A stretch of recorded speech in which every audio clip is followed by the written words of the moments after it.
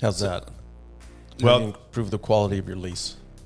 Yeah, Braden, shut that off, man. Yeah, sorry, busy. It's the middle of the day. Go ahead. Nobody calls you in the middle of the day. I don't allow them to call me.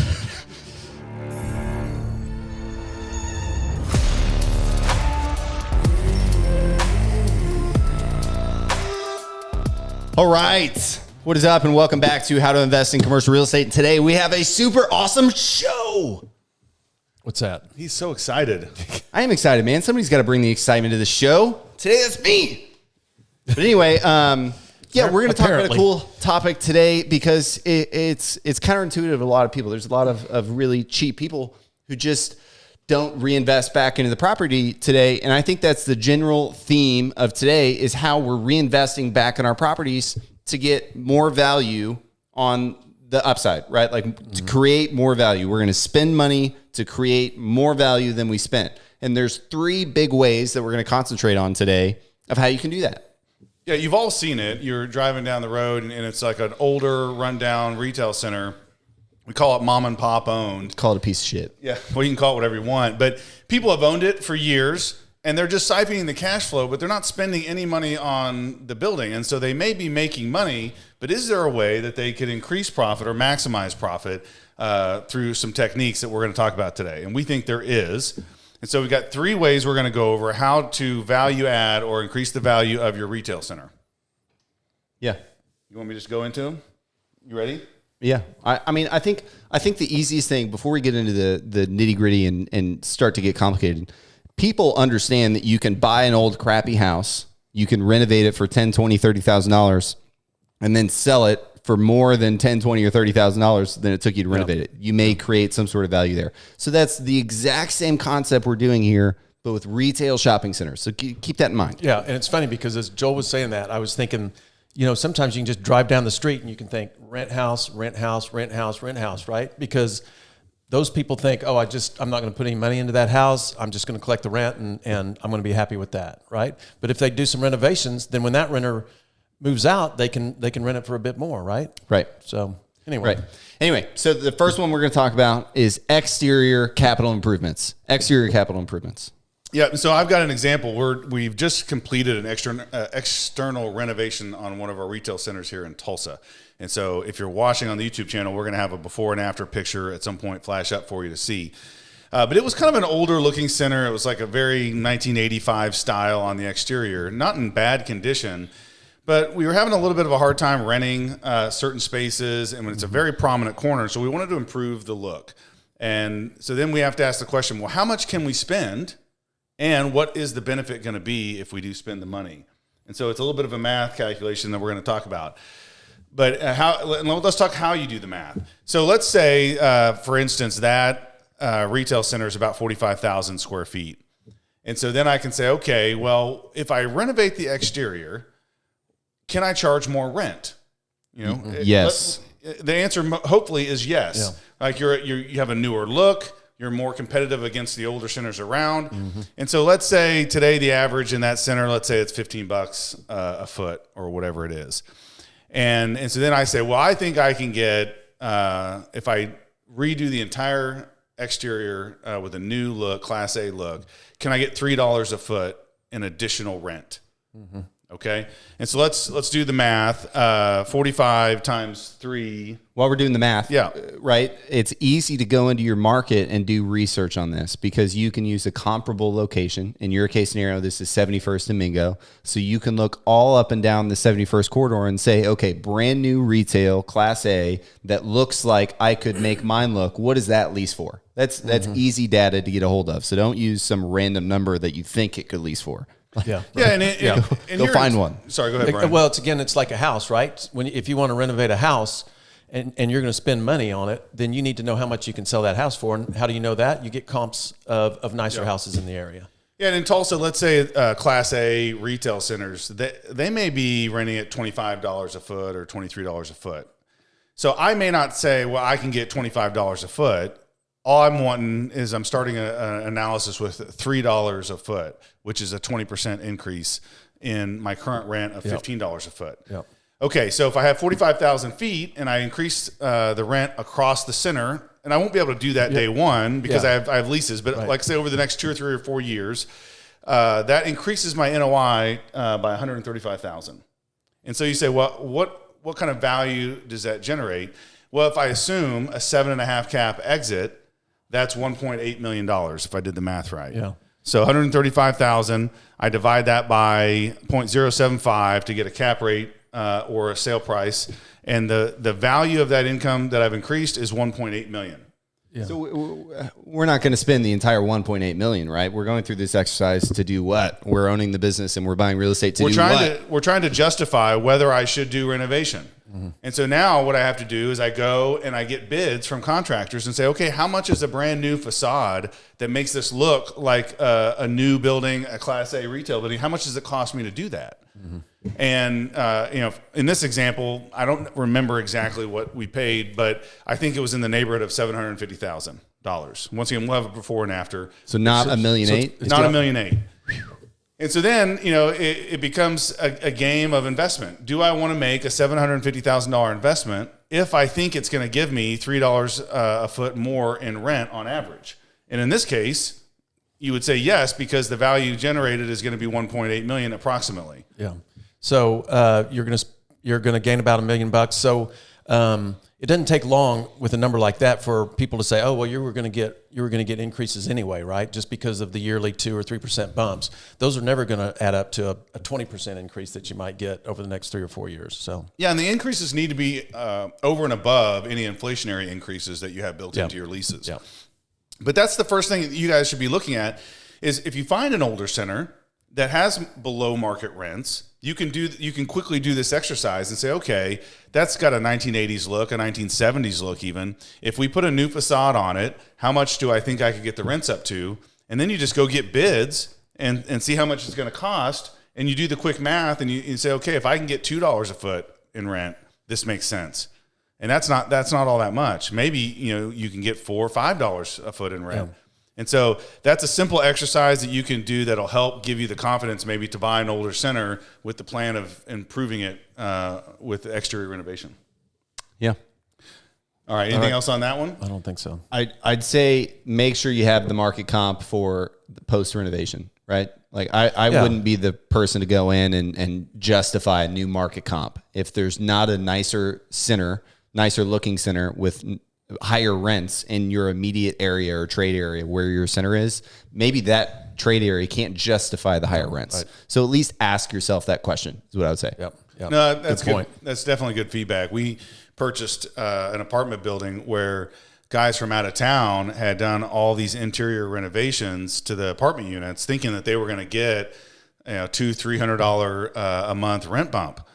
But they didn't realize the area of town they were in, they weren't going to be able to do that. It's right by the gathering place, dude. It's great. So they spent walking distance. They spent $1 million, $2 million bucks, and they found out they couldn't get any more rent, or they got very little extra rent given the area, and we ended up buying it from them when their project failed. So it's a highly walkable area.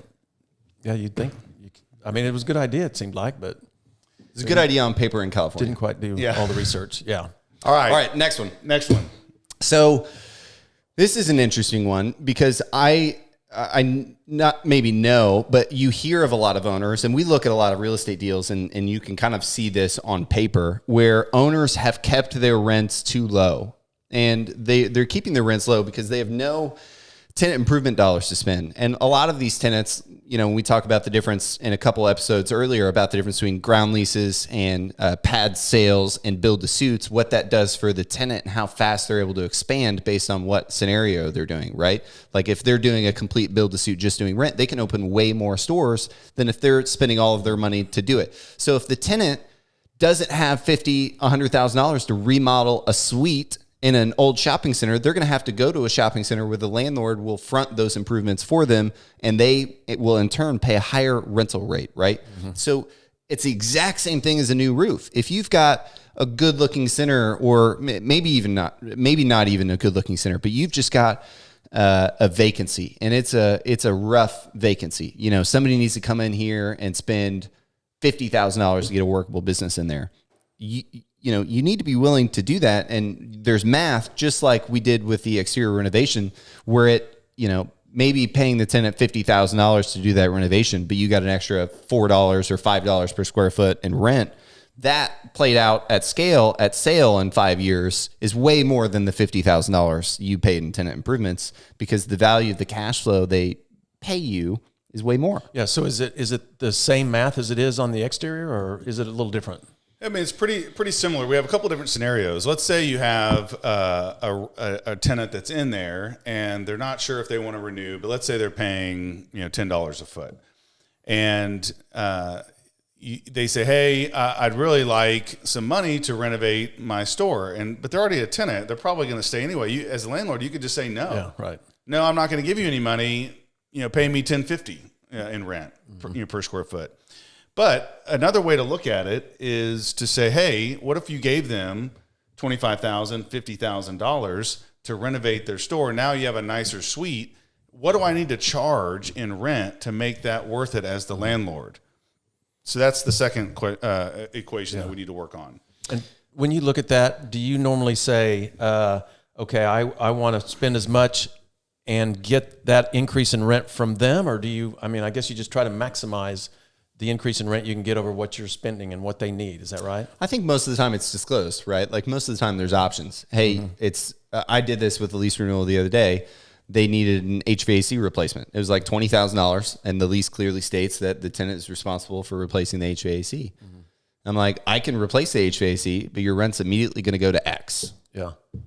And that was, I did this calculation, and he was like, no, I'll keep it down and I'll pay for the HVAC replacement. Okay. So it's not like you're trying to pull one over on the tenant. You're essentially giving them financing options. I see. Okay. So everything's pretty out in the open and disclosed. Not always, I'm sure. Not always, especially up front. A lot of the times, and especially the bigger, more sophisticated tenants, they definitely know. Yeah. They know. But let's talk about a specific example. If you have a 2,000 square foot retail suite, and let's say they're at $10 just to make it easy, and they're wanting $25,000, which is $10, $11 a foot or $12 a foot to renovate their space.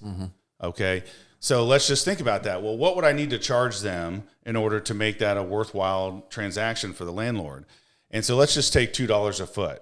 If I get another $2 a foot, that's $4,000 a year. Okay. Over the life of the lease, let's say it's a 5-year lease, I'm only getting $20,000 back in my pocket.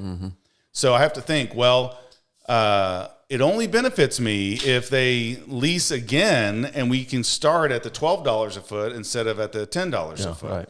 Right.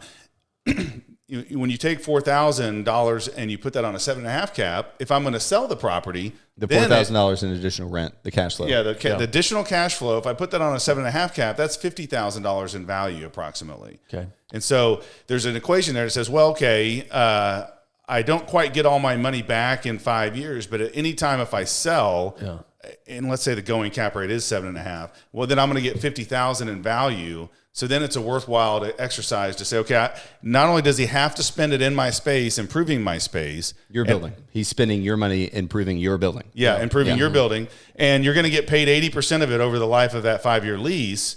And if you sell at the end of that 5 years or any time before that with the higher rent, you're going to get an additional 50. So that's kind of how you have to do that math. You can also assume it's a more marketable space. Even if this tenant bails, you still have arguably a $12 per square foot marketable space. It's not 10. You did the improvements on it. If you find somebody who can utilize the use and see the value in it, that's still a $12 an hour space. Yeah. And then to your point on selling, I would expand on that a little bit and say there's a lot of people out there who don't want to sell their properties, right? Real estate is something a lot of people collect, a lot of people store value in. That's the beauty of real estate. Is you don't have to be selling it, and it produces cash flow. The beautiful thing about real estate is leverage, right? So at some point that loan's going to come due and you're going to refinance that. If you have this additional cash flow, you're going to be able to leverage that on the same cap rate and get additional loan dollars if you didn't sell.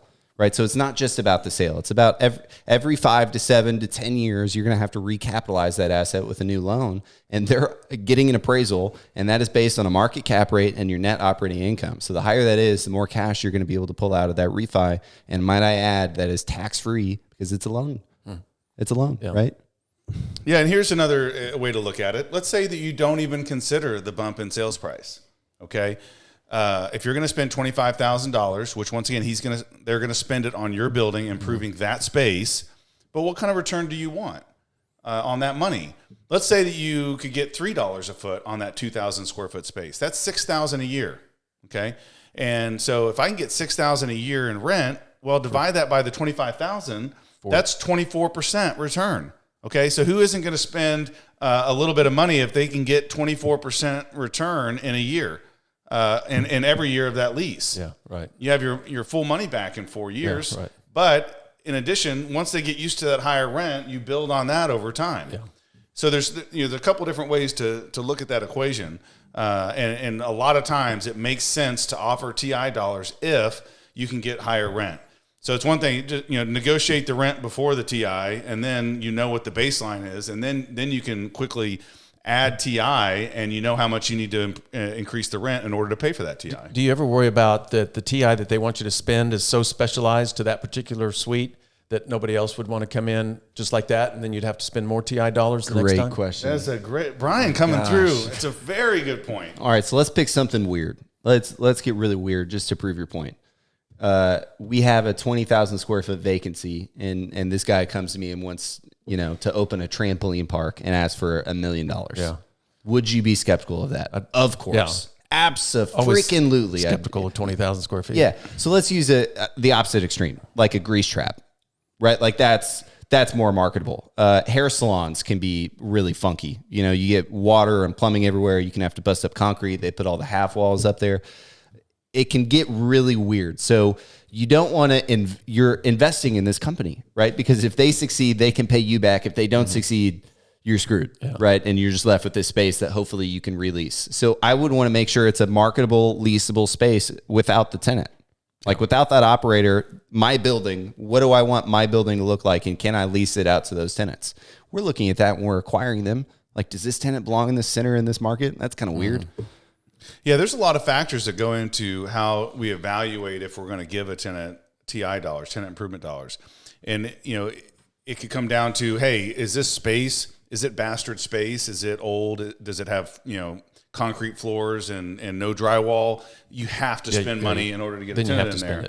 If not, and it's a rentable space and somebody comes in and wants, $50,000, $100,000 to make it a specialty, store.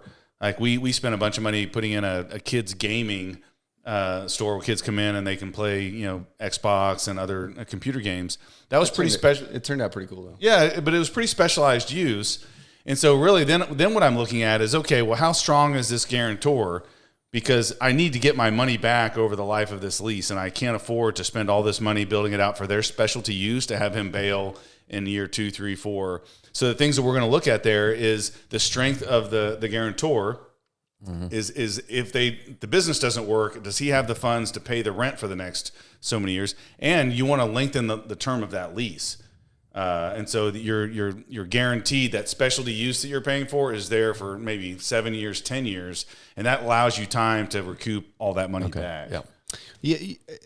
Add in security measures, but you need to underwrite this business and understand that if the business succeeds, you get paid, and if the business doesn't succeed, you don't get paid. You need to be prepared for that. We build in security measures. We can have the tenant sign a UCC-1 filing statement, and that just allows us to put a lien on all of the personal property in the space. It's not always necessary. It's kind of built into the lease, but sometimes they'll lien their personal property anyway, even though they may not supposed to. So that just kind of gets it on record. And then the other thing we add is we add a specific paragraph that says these tenant improvement dollars are used for enticement for this lease. And if you default on this lease, we're going to come after you for those tenant improvement dollars. Again, if somebody's declaring bankruptcy, it's irrelevant. It's kind of more just protecting your swindler risk and stuff like that. All right, last point. So another way to value add is to improve the quality of the lease that you have on your space. How's that? Well, improve the quality of your lease. Yeah, Braden, shut that off, man. Yeah, sorry, busy. It's the middle of the day. Go ahead. Nobody calls you in the middle of the day. I don't allow them to call me. Yeah, so adding value through your lease. So the office building industrial is probably easy to think about, right? Because they're gross leases. They're typically paying $10 per square foot, and the owner pays for all of the owner associated expenses, like the owner's insurance, property insurance, the owner's real estate taxes, the owner's common area maintenance. So you see gross leases a lot. You see single, double, triple net leases a lot. But triple net is kind of this wide umbrella that everyone loves to say, oh, it's a triple net deal. Oh, it's a triple net deal. Every single time I look at a triple net deal, there's leases in there that aren't triple net. Every single time. Just a one-off. Somebody signed a gross lease, or somebody's like, oh, I'll cap your CAM at this, but it's like in 1980, so their CAM is like $2 a foot, and everyone else is paying $7. So making sure everyone is paying their full pro rata share of triple nets is how Precision Equity and Criterion have both added value through these retail centers for so long. And it's just easy NOI dollars slipping away. They occupy the space. They have a successful business in the space. They should be paying their proportionate share of insurance, real estate taxes, common area maintenance. And we even add a 5 to 15% admin fee. Most of the time it's 15%. If it's 5, you got a deal. Yeah.